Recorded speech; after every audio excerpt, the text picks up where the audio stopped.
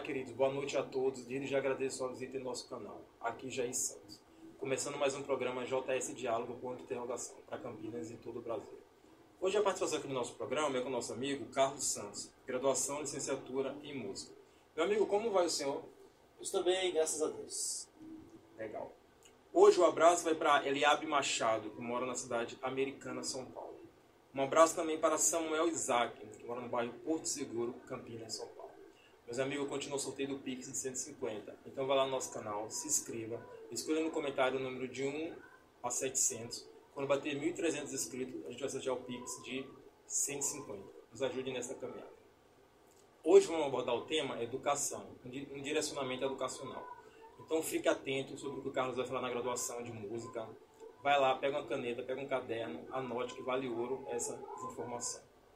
Meu amigo Carlos, fala sobre sua graduação em licenciatura em música. Jair, antes de falar de graduação em licenciatura em música, eu agradeço o honroso convite proposto a mim. E falar em graduação de música é uma coisa que eu sempre tive em mente. A gente foi criado na igreja, né, e sentia a necessidade de aprofundar um pouquinho mais do conhecimento da música. A gente só tinha um pouquinho da prática, e fomos aprendendo ali mesmo dentro da igreja, no contexto evangélico. E senti muito essa necessidade, até para adquirir mais respeito, porque quando você conhece, você tem um certo respeito pelas pessoas que estão te ouvindo, e você liderando já algum trabalho. Então isso aí, eu vi a necessidade de fazer uma faculdade de música, né? E muitas pessoas aprendem só na prática, ali no dia a dia, e falta um pouquinho da informação teórica. E quando você agrega mais conhecimento nessa área teórica, você é um pouquinho mais respeitado, mais valorizado, até no meio evangélico, né? Só pelo fato de ter um canudo, o pessoal já te olha diferente. No Brasil é assim, você tem um canudo, já olha com outros olhos. E eu, graças a Deus, eu consegui concluir a faculdade. Foram 3 anos árduos, né? De licenciatura em música. E graças a Deus eu consegui finalizar esse curso.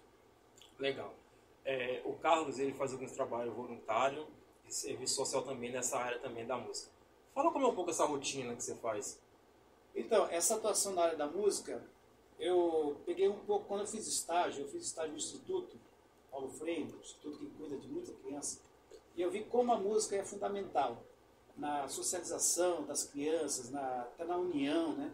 E agrega muito o conhecimento musical na vida de uma criança, até tirando ela da marginalidade, né? Trazendo mais para o meio social, como forma de educação. Isso eu vi muito, sim, essa agregação da música, o valor que ela tem. E embora aqui no nosso país a gente não valoriza muito a música, né? Mas ela tem um contexto muito nobre nessa envergadura de ajuntar conhecimentos e tirar as crianças do ostracismo aí, onde elas vivem na sociedade de um modo geral. Você vê nas comunidades mais pobres, né? Como é importante esse trabalho musical. Então isso aí eu pude ver nessa fase que eu estava estudando, do estágio, né? Aí eu vim para a igreja e agora estou ensinando música também. Nós estamos com uma banda em formação, já tínhamos uma banda, mas por motivo da pandemia os trabalhos cessaram, faleceram alguns músicos, outros foram para outras igrejas, e agora nós estamos sentindo a necessidade de voltar novamente a ministrar aulas de música. Então estamos correndo nesse contexto aí. Legal. Na questão da prática, as aulas, o conteúdo que você passa ali para os alunos, como funciona mais ou menos? Então, eu escolhi ensinar teoria musical de uma forma bem leve, né? Porque se for pegar um negócio assim, maçante, com muita exigência teórica, muitos se desmotivam, né? Eu até falo, de 10 alunos já que você começa a ensinar música, se você forma um aluno, você fica feliz, porque nem todos conseguem, né? Música, ela tem uma similaridade com matemática. Se a pessoa não gosta, não é aquela matemática profunda, nada disso, é um negócio mais básico, um negócio mais leve. Mas tem gente que não consegue assimilar. Então você tem que deixar esse negócio bem leve para que a pessoa entenda a teoria musical, porque ela vai trabalhar com valores de nota, né, tempos que está incluso ali, e tudo isso aí está relacionado à fração, um pouquinho da matemática básica, né? Então eu procuro levar bem leve, e eu gosto de usar muito a flauta, que é um instrumento socializador também, um instrumento barato, né? Fácil de adquirir, e também fácil de manusear, né? Principalmente crianças e adultos também, né?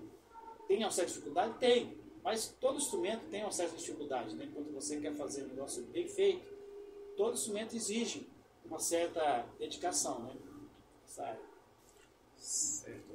Qual a melhor prática para um desenvolvimento de um instrumento musical? Então, primeiro você tem que querer aprender, né? Porque às vezes tem pessoa que chega assim para mim que quer aprender um instrumento, a gente passa as aulas que eles fazem em casa, aí você chega na outra aula, você conseguiu pegar o instrumento, fazer alguma coisa em prática? Ah, não tive tempo e tal. Então, isso aí é um agravante, já, porque se a pessoa não se dedicar no que ela quer fazer, isso é em qualquer área da vida. Instrumento, a parte do instrumento também, o professor está ali no momento só para corrigir algumas coisas. Se a pessoa não conseguiu executar legal, ele vai lá, corrige e tal. Mas se a pessoa nem tentou executar em casa, pegar o instrumento, aí milagre é só Deus que faz, né? O professor está ali, mas o professor não é Deus. Senão, se a pessoa não dedica naquele instrumento, eu falo assim para os alunos, ó, se você quiser aprender a música, você tem que ter um tempo a dedicar. É lógico que não vai ficar, porque os alunos adultos, principalmente, eles trabalham, têm os afazeres domésticos, dia a dia, né? E é lógico que você não vai ter o dia inteiro para dedicar, não. Mas se você tiver pelo menos uns 15, pelo menos, ó, não estou exigindo, 15 minutos já aí, na prática do instrumento ali, ó, você já consegue ter um certo desenvolvimento. 15 minutos por dia é possível, até aquele que trabalha bastante, separa ali 15 minutinhos, de repente até meia horinha para aquele instrumento. Mas se a pessoa nem pega no instrumento, aí é difícil, né? Fica muito complicado. Explique sobre leitura e interpretação de partitura. Então, a leitura está ligada um pouquinho nessa parte prática e teórica, né, que eu falei para você, da pessoa entender o conceito musical através dessa teoria matemática, né? Você vai em as fórmulas de compasso, que geralmente se você coloca ali, a fórmula de compasso é colocar geralmente no início da pauta, né? Você coloca ali 4x4, 3x4, 6x8, que são os compassos compostos, né? E a pessoa tem que ter uma noção disso aí, como é que ela vai desenvolver na música. É um 4x4, é um ternário, é um 6x8, que é um binário composto, né? A pessoa tem que ter essa noção dentro dessa lógica que eu falei, matemática. Se ela pegar essa lógica matemática, ela consegue desenvolver.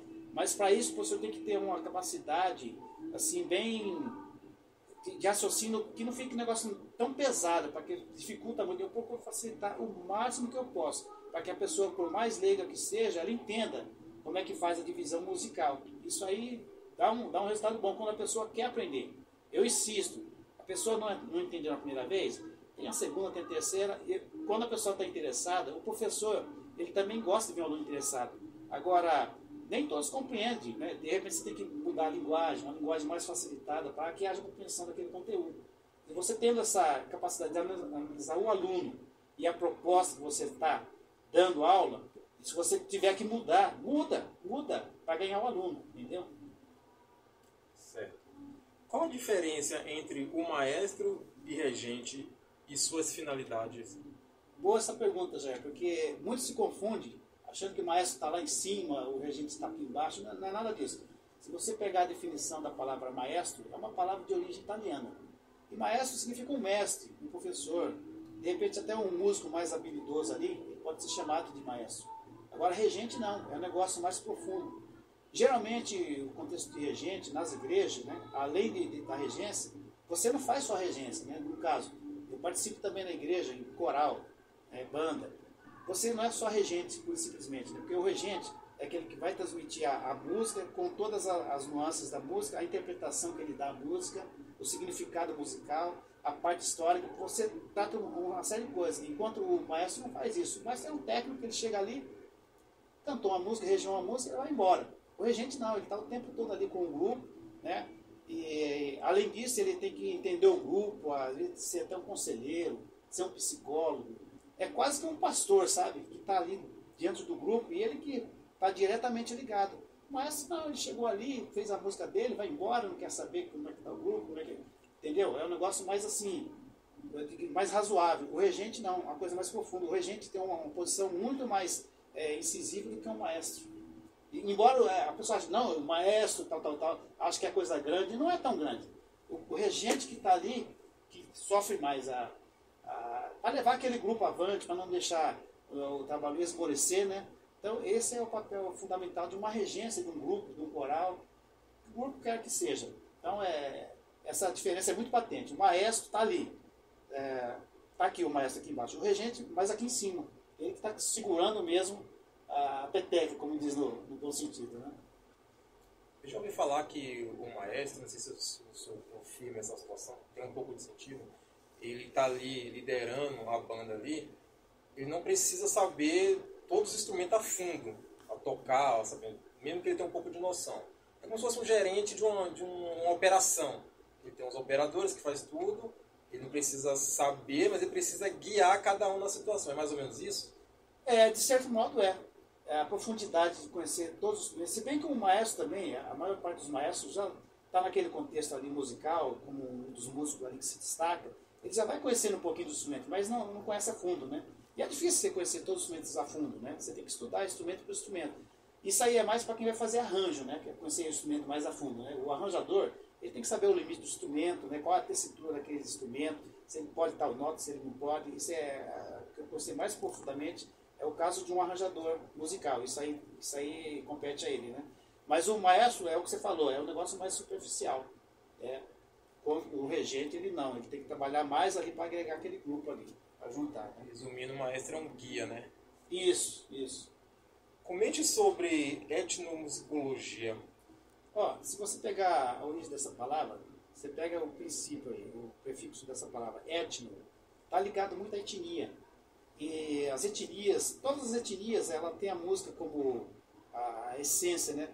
E é muito mais abrangente se você pegar a música em si, ela é muito mais abrangente do que a etnia. Mas como você perguntou sobre etnia, você pode usar as tribos africanas, você pode pegar a música nas tribos indígenas e as não ocidentais também.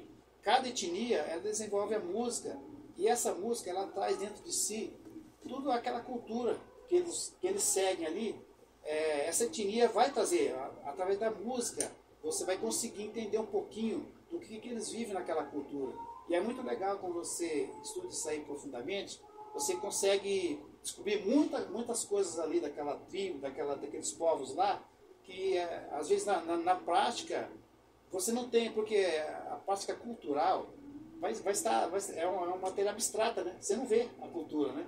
E através da música você pode descobrir muita coisa da prática daqueles povos, daqueles dias. É muito legal isso aí, para aprofundar muito, né? Essa palavra etnomusical. É até difícil de falar, né? Fala de novo aí, Etnomusicologia. Etnomusicologia. É um negócio fantástico de estudar isso aí profundamente, para conhecer cada povo, como é que ele dirige a música, no sentido de trazer a cultura deles, né? Para a gente entender melhor. A palavra é trava-língua. É o meu e-mail que é trava-língua. Como falam por aí, a música é uma mensagem cantada, né? Sem dúvida. Mais ou menos isso. Lembrando, galera, que eu mesmo não sabia dessa situação, né? A graduação, licenciatura em música, ela é diferente dos outros cursos por aí, que ele também tem um bacharelado em música, né? Que o bacharelado em música ele já é mais voltado para produção e composição, mais ou menos essa situação em si. Porque geralmente os cursos de bacharelado por aí, quando se fala o termo de outras matérias, outras situações, ele tem uma extensão da licenciatura, né? Já a música em si, ela tem essa graduação à parte, né? Tanto que quem sabe o futuro próximo a gente pode trazer um bacharelado aqui também em música, né? Na verdade, Jair, o bacharelado, ele estuda um instrumento específico. Por exemplo, eu vou fazer bacharelado em trompete. Vou pegar aquele instrumento e vou estudar ele a fundo, tá? Todos os pormenores do instrumento. Só que esse bacharelado, ele não pode falar que ele é um professor. Para ele ser professor, ele tem que fazer licenciatura. Embora o bacharelado, quando ele for fazer licenciatura, ele elimina várias matérias, que está dentro do contexto também da licenciatura, né? Mas ele não pode falar que é um professor ainda, porque ele não fez a licenciatura. Para ser professor, tem que ser licenciado. É o termo que se usa. Porque, pelo que eu estava vendo, o bacharelado ele trabalha muito com produção. Sabe quando você tem uma produção musical que você fala, nossa, que coisa grande, coisa bonita? Provavelmente tem um cara por trás ali formado em bacharel em música. Que vai conhecer aquele instrumento. Isso, não, estou falando assim, do cenário em si todo. Quando você vai um DVD de não sei quem, de 25 anos, de 20 anos, você vê que tá uma coisa bonita, tudo isso e aquilo. Tem um rapaz formado em bacharel que ele faz aquela produção de toda aquela situação. Certo. Foi o que eu estava vendo por cima, um pouco à parte. É o tal do diferencial. Uhum. Para finalizar aqui, como podemos definir o fenômeno musical? Olha, Jair, se você pegar a música na essência dela, a música ela ultrapassa nações, povos, tribos e línguas. Se você pegar na Bíblia Sagrada, o livro de Jó, você vai ver quando o patriarca começa a questionar Deus, e Deus traz a resposta para ele, em forma de pergunta também. Ele fala assim: onde estavas tu quando as estrelas elas cantavam alegremente e os povos, os homens rejubilavam? Então você vê que a música ela é um negócio transcendente. Desde o princípio da criação já se falava em música, e o próprio Deus é o que trouxe isso para nós, né? A música, né? Então o fenômeno musical ela está em todos os povos, em todas as nações, mas ela é desde a eternidade. É um negócio incrível, incrível mesmo. E ninguém vive sem música, né? Você vai fazer uma festinha na sua casa, vai ter música ali, você vai cantar parabéns, né? Vai fazer uma cerimônia religiosa, não faz cerimônia religiosa sem ter uma música. Vai fazer um trabalho musical, já está ligado, né? Trabalho musical já está ligado à música, né? Mas qualquer festinha que você vai fazer, Jair, a música faz parte. Não tem como fugir disso aí, né? Então é muito abrangente isso aí, né? A nossa cultura em geral, né? Certo. Com o avanço da tecnologia, o senhor acha que no país hoje em dia ainda é possível viver de música? Olha, nós temos um agravante muito sério no nosso país, viu? Porque o Brasil ele não valoriza a sua própria cultura. Você pode ver que quando surge alguma coisa lá nos Estados Unidos, logo está aqui, nem sempre são coisas boas, às vezes coisas ruins. Você pega a parte dessa música aí, qual a música que é valorizada no nosso país? Com funk aí, essas coisas, isso aí toma uma envergadura tremenda, né? E não é música que traz muito valor cultural, né? Ela muitas vezes denigra a nossa imagem como um país, né? Isso aí causa até uma certa angústia em quem está nessa área musical, né? Que você não vê a nossa cultura sendo valorada aqui no nosso país, né? Tem que trazer as coisas de fora para o pessoal fazer aqui dentro, né? Há pouco tempo eu conversando com um músico, né? E ele falou desse episódio que acontece na nossa nação, que veio um músico de fora aqui para conhecer a nossa cultura. Ele ficou horrorizado. Ele falou: eu só estou vendo música americana aqui. Eu vim de lá para cá para conhecer a cultura de vocês, mas estou vendo aqui, só estou ouvindo música americana. E cadê o nosso samba? Cadê o forrozinho? Que é tudo aqui do nosso país, né? A gente pode cantar uma música nesse sentido, com samba, com forró, e eu acho que não tem problema nenhum, porque é um ritmo, né? Você pode valorizar a sua cultura, trazendo para o contexto o evangélico, colocar letras ali, eu creio que não tem problema nenhum, sabendo usar isso aí, né? Então falta isso aí, a gente valorizar a nossa música aqui do nosso país. Né? Legal. Carlos, obrigado pela sua participação aqui no nosso programa, viu? Sucesso na sua carreira aí profissional, para você e sua família, tudo de bom. Eu agradeço, Jair, ricamente, né, o pessoal que vai estar ouvindo também.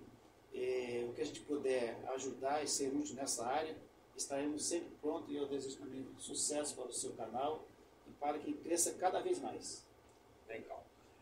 Carlos Santos, graduação em licenciatura música, Faculdade Nazarena do Brasil, Campinas, São Paulo. Início de 2015 a 2018. Toca o instrumento trompete. Quer mandar um abraço para alguém, agradecer? Eu quero mandar um abraço especial para minha querida esposa, né, que sempre tem dado apoio. Ela também cuida de uma área da igreja também que é bem abrangente, de crianças, né? Também está envolvida também no contexto musical, uma cantora também, canta no nosso coral lá. E é o meu sobrinho Naber, né?